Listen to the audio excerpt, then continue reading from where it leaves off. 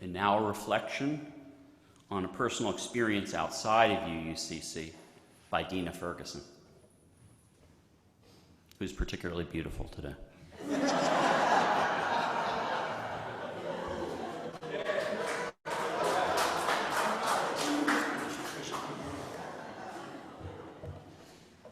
We just celebrated 23 years of marriage.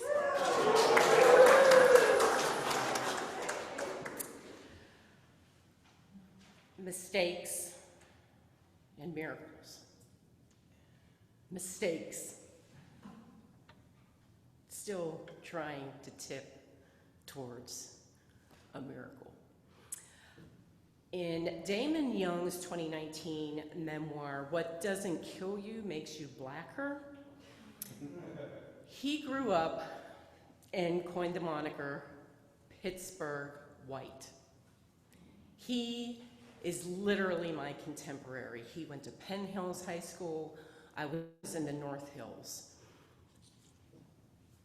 Pittsburgh White is not, it's coined by the fact that geographically it is very hill and dale, which further separates populations of people.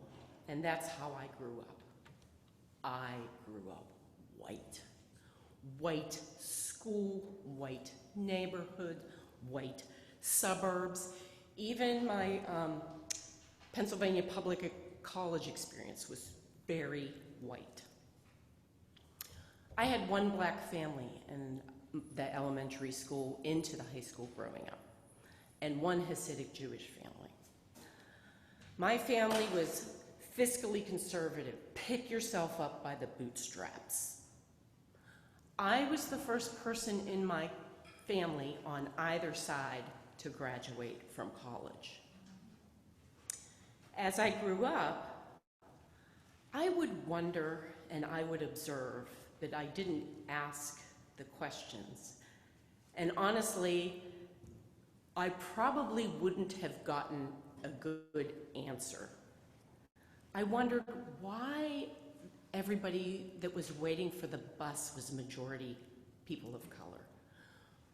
Why, when we went downtown, was the majority were people of color. Don't go to East Liberty. Don't go to the Hill District. As I grew and went through college, I did start investigating.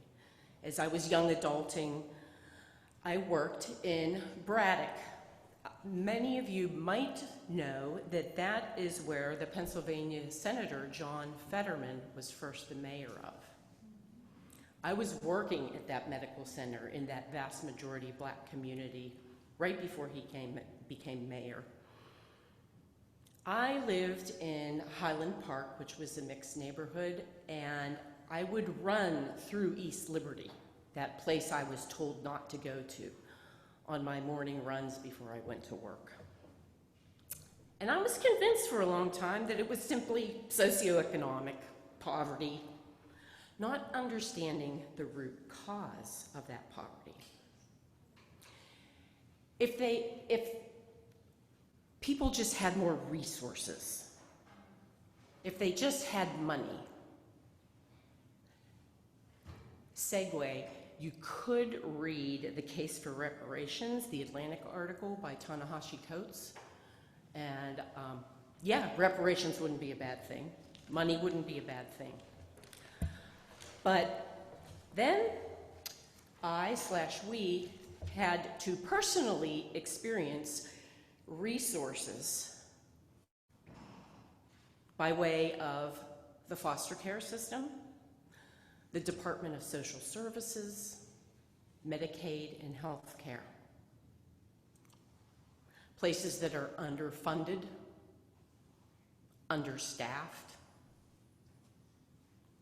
No, we can't see your son. He has Medicaid. You're going to have to do that through WIC, Women, Infants, and Children. They're available for what you need Tuesday from 10 to 2, and you can call for an appointment. Oh, the next appointment is 6 weeks out after it took me 3 days to get somebody on the phone.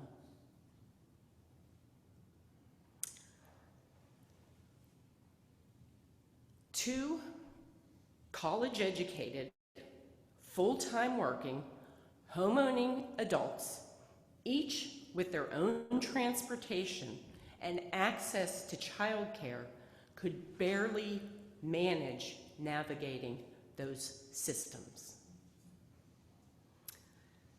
We are a transracial adoptive family, so we have skin in the game. It's not just a metaphor.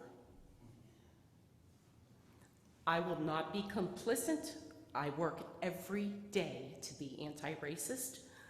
I will not merely be an ally, but I will be an accomplice in the change. But I have current huge failings. Where we live in the city of Richmond, in the whitest part. Where we go to church. Many transracial adoptive families will tell you, go to a black church. I can't. Maybe one day I will, but I can't right now. I do not have deep relationships with black folk. I have a lot of friendships, but I have yet to develop a super deep relationship. But I do have some successes. Through the PTA, I got them to change a play that was very racist and sexist in its connotations, and it got changed. I advocated that every activity should have a full scholarship sponsorship. The school said, well, they do. And it's like, but it's not publicized. My son will be attending a majority black middle school. He has been going to a majority black camp because I want him to have a black experience and to be with kids that look like him. When I had input into hiring people of color, I helped make that happen. I support black-owned businesses. I read black authors and black experiences. It is hard, uncomfortable work, and it's nothing compared to the experience of moving through this country as a person of color. Kintsugi. And with that, I'll introduce our next speaker and his experience, Rob Targos.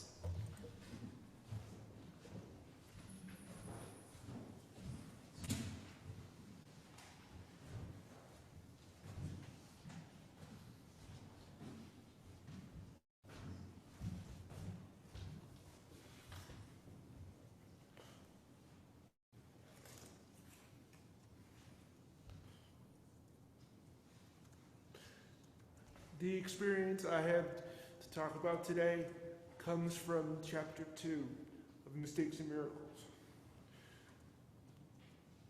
Vibrant, embodied, liberal worship styles allow for spiritual freedom, many, many spiritual freedoms,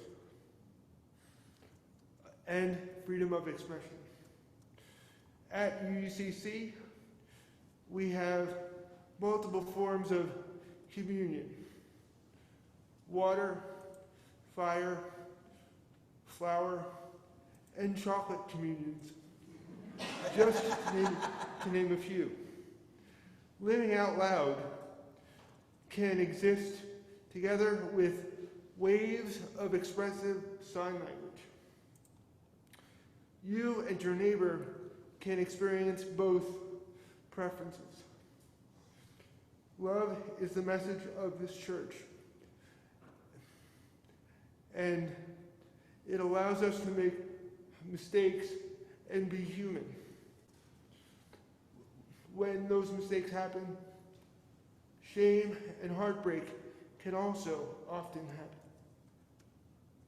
But one of the transformative experiences that I have had is when my heart broke open during the spiral dance.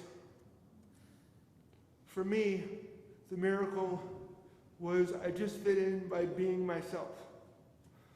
I did not take up too much space or feel shame just for moving with crutches. Since then, I have helped many friends when they have needed the physical, emotional, and spiritual energies. So I encourage my friends and fellow congregants to look for ways that your heart can be broken open through spiritual generosity. Lastly, I want to thank our tech team for bridging the gap between the pulpit and the outside world with their hardwired efforts and their heart-wired human connections. Thank you. And with that, I will introduce Diane Christensen, who will be talking about Amazing Grace.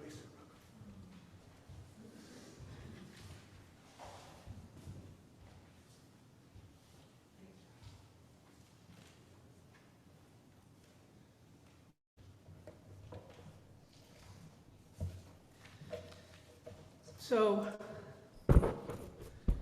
I'm Amazing Grace. I grew up listening to the folklore about Amazing Grace, not really ever looking it up to see kind of what happened or how it came from. So this is a little different from what I've heard through the years. Amazing Grace was written in 1772 by a former Atlantic slave trade ship captain and later an English Anglican clergyman and poet, John Newton. While working on a slave trade ship in 1748, the crew encountered a terrible storm. They all thought they were going to die, and in which Newton thought he was going to die, and started praying and asking for God's mercy. This began his conversion to Christianity. However, that was just the beginning. He continued slave trading until around 1755, when he ended his seafaring ways and began studying Christian theology. Newton was ordained in 1764 and began writing hymns. In 1772, Newton wrote Amazing Grace, which was first published in 1779. It is believed that the first stanza is about Newton's realization that his participation in the slave trade was his wretchedness.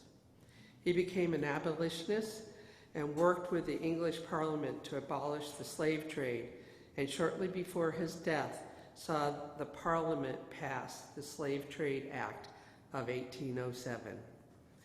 Amazing Grace became popular in the 1960s, especially as an anti-Vietnam War sentiments of the folk music, and has become an emblematic gospel anthem.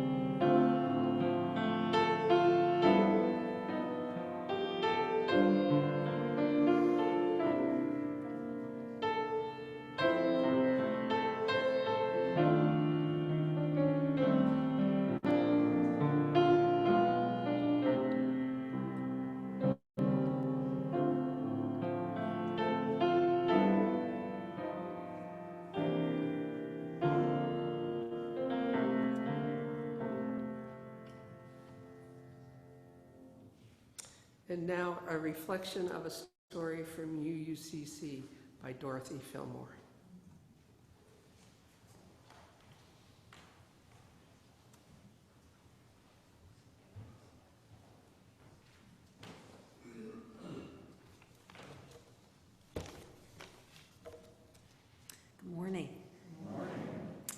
You've already heard that the book, Mistakes and Miracles, is a collection of case studies of UU churches around the country and how those churches are working toward beloved, inclusive community.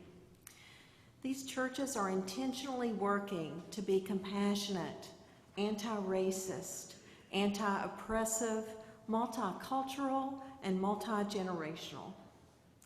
And as you can guess from the book's title, the journey is framed by the mistakes and miracles which happen along the way. In my experience, I find this intentional work messy and miraculous. I wonder if the book might have been better named Messy Miracles. It has been messy miraculous at UUCC. We are an inclusive and loving community, and we know we can even be more inclusive and loving. But it gets messy along the way. Here is one such example. Around 2018, the board authorized the purchase of a Black Lives Matters banner to be placed outside the church. Many members were excited about this, but the board soon realized that not everyone in the church felt the same way. For some, the banner was their heart, their spirituality, it was their family, their hopes and fears about what life is like for people of color in America. For others, it felt like a secular protest sign in front of their spiritual home. For others, it raised fears that it would incite violence or vandalism, making the church unsafe. The board realized it needed to pause and give people the opportunity to talk with one another. Those talks were painful and messy. And what was the miracle? People heard one another. The banner was placed, and a few years later, when it came time for UUCC to consider whether or not to accept a new UU principle which promoted the work of anti-racism and anti-oppression, we affirmed it. We listened to one another and affirmed it. That principle affirms that we journey, and the principle states, toward spiritual wholeness by working to build a diverse, multicultural, beloved community, by our actions that accountably dismantle racism and other oppressions in ourselves and our institutions. Note that in this principle, social justice and spirituality are not separate. They are one and the same. The UU churches in this book have a commitment to the journey of anti-racism and anti-oppression. This commitment is clearly stated in their church's missions, and those missions are displayed in the lobby, on the web, and all of their literature. Our mission is one we care deeply about, because after all, we wrote it. But it does not explicitly convey our commitment to inclusion and beloved community. Our current mission is using love, wonder, and connection, we transform ourselves and the world.